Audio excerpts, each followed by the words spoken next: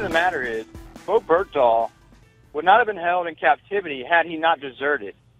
So him deserting is not serving with honor and distinction, and it's a spit in the face to every U.S. service member who has served with honor and distinction, who has fulfilled his oath. It's disgusting. All right. All right, that was an interview I did with Cody Full, who served with Bowe Bergdahl back in June of last year. Joining us now is Lieutenant Colonel Tony Shaffer, retired U.S. Army, and also senior fellow at the London Center for Policy Research. Colonel, welcome, sir. Hey, thank you for having me. Good to be on. Well, it's my pleasure. You broke the story the other day that desertion charges have already been determined, and I don't want to use the wrong words. If it's filed, you tell me, against Bowe Bergdahl, but that there's been an effort underway by the White House to not have that announcement or to delay that announcement. Where are we right now, as far as you know? What's the latest? The information I have, the latest is that the report done by Major General Dahl, the investigating officer who had to look into this issue, investigated basically from summer until the fall of last year, about 90 days.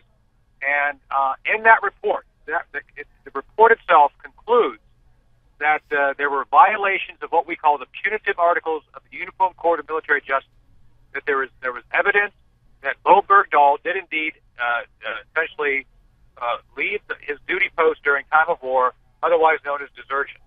And within the context of that report, then, it has been forwarded for action to General Mealy, the Commanding General of Forces Command. And that's officially where it's at.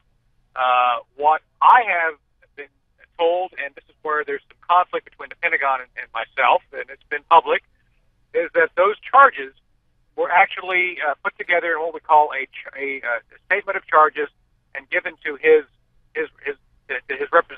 lawyers, essentially, pending the formalization of a charge.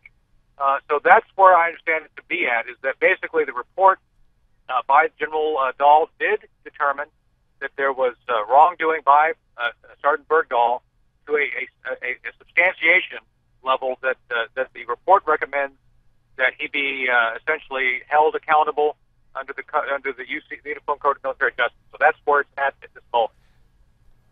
All right. Now, I've heard reports, Colonel, and I don't know, I'm a layman, but this might seem to make sense. I don't understand why you would give it to the lawyer before you announce the charges publicly. But are they looking, I mean, I would imagine this administration, it would be fighting as hard as they can to downplay this as much as possible. I've heard reports that he would get credit for time served, quote unquote, that the time he was held reportedly in captivity by the Taliban, that they would go light on him. They wouldn't court-martial him necessarily, just knock him down to his old rank. I mean, all kinds of, in my view, bizarre things. Are they looking for a plea deal here, an admission of guilt, and then they'd cut a deal with him and give him these lesser accommodations? Excellent question. Let me be as clear as I can based on the information I can discuss.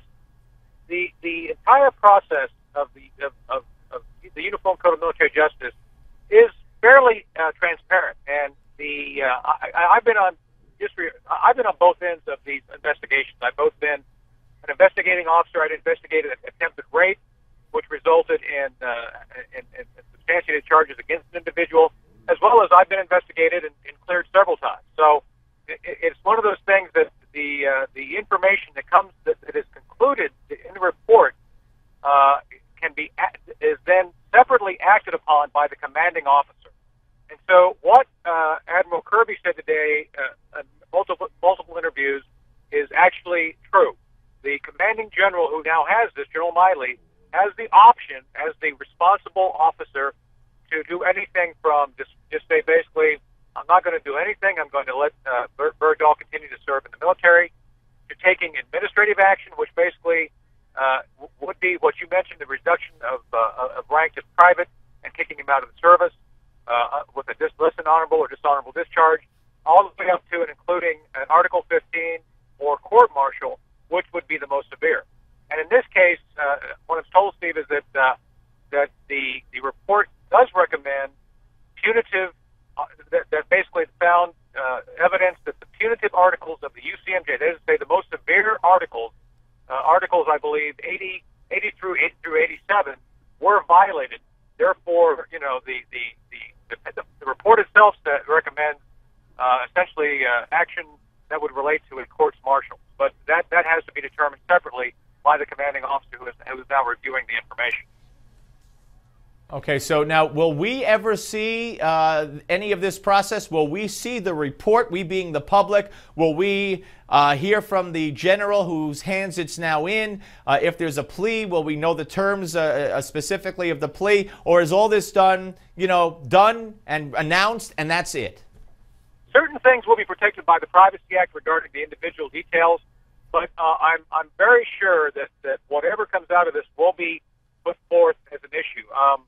I can't speak with the commanding general of the Pentagon, but I do know they are under huge pressure to disclose what comes of it. The process itself will be closed, but you will see parts of it publicly. And the most recent example of this was the prosecution of Private Bradley Manning. If you recall, during that prosecution, there were a number of announcements made once there was a determination that they were going to court-martial him. The first step in that process, which again would happen in the Bergdahl issue, is something called an Article 32 hearing. It's essentially a grand jury hearing. So once the general who is in charge of this decision makes his decision, if it is decided, which it has not been, it's been made very clear to me the decision has not been made yet, and it's in the hands of the general. If the general then would call for the assembly of an Article 32 hearing, which essentially is the grand jury hearing, which would validate the findings of that report. That grand jury hearing would be then what determines if it goes to courts martial or not. All right, so let me just sum up. We have a minute left. Sure. You're sticking by that the report recommends court-martial, that they found that several articles were violated in the most severe sense. It's now in the hands of a general, and he could do with it basically as he pleases. What do you, educated guess, educated feeling, we've got 30 seconds, what do you think is going to happen? I got to be honest with you. Based on what I have been told in the report, it would be very difficult for anybody who's rational to come away with any other conclusion that Sergeant Bergdahl did violate Uniform Court of Military Justice by deserting his post during time of war and gave 8 cups to the enemy based on the fact that we traded $5 Colonel, thank you very much, sir. Thank you. We'll speak to you soon. We'll be back, folks. Don't go away.